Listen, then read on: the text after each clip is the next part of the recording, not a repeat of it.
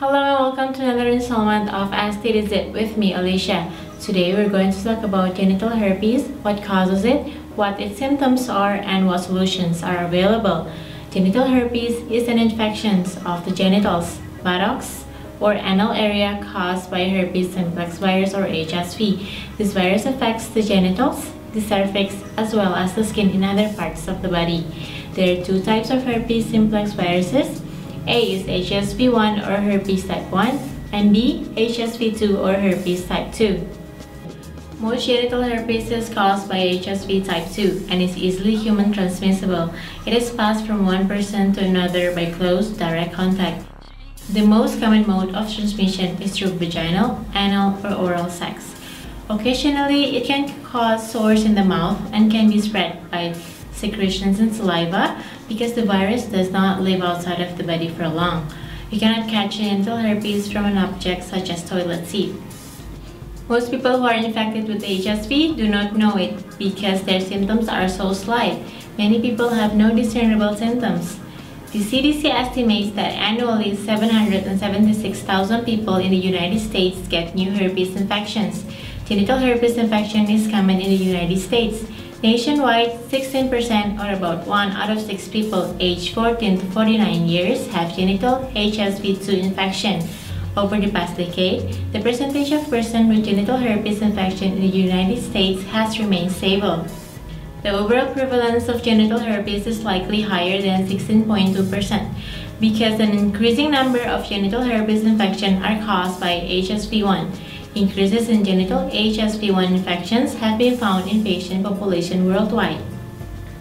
Most individuals infected with HSV1 or HSV2 are asymptomatic or have very mild symptoms that go unnoticed or are mistaken for another skin condition. As a result, over 80% of infected individuals remain unaware of their infection. However, if a person does have an outbreak, the symptoms can cause significant discomfort. Someone with genital herpes may first notice itching or pain, followed by sores that appear a few hours or a few days later.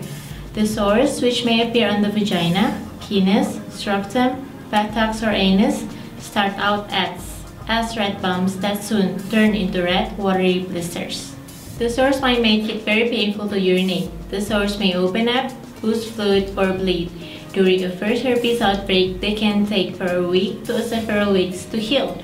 The entire genital area may feel very tender or painful, and the person may have flu-like symptoms including fever, headache, and swollen lymph nodes.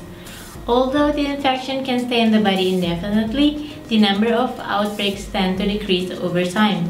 Recurrences are much less frequent for genital HSV1 infections than for genital HSV2 infection.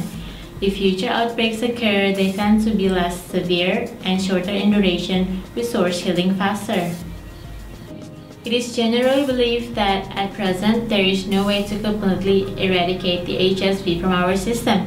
The virus will remain dormant in the body and can reappear at any time.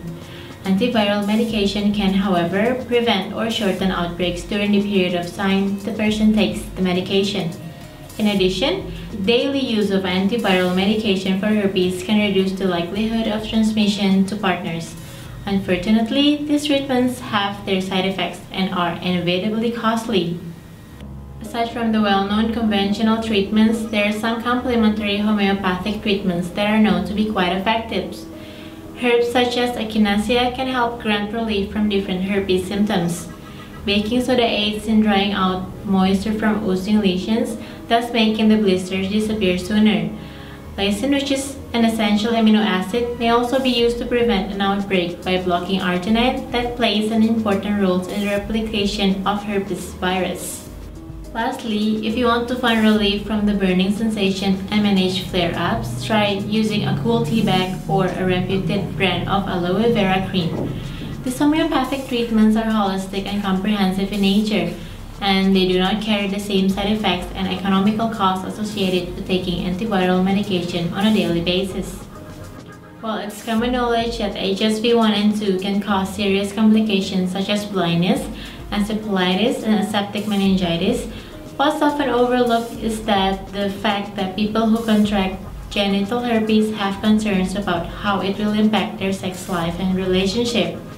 There can be considerable embarrassment, shame, and stigma associated with a herpes diagnosis, and this can substantially interfere with a patient's relationships. Thank you for joining us in our continued discussion on sexually transmitted disease. For more info and articles on herpes and other STDs, please visit stdzip.com. Don't forget to leave a comment, rate my video, and hit that subscribe button. This is Alicia signing off. Ciao!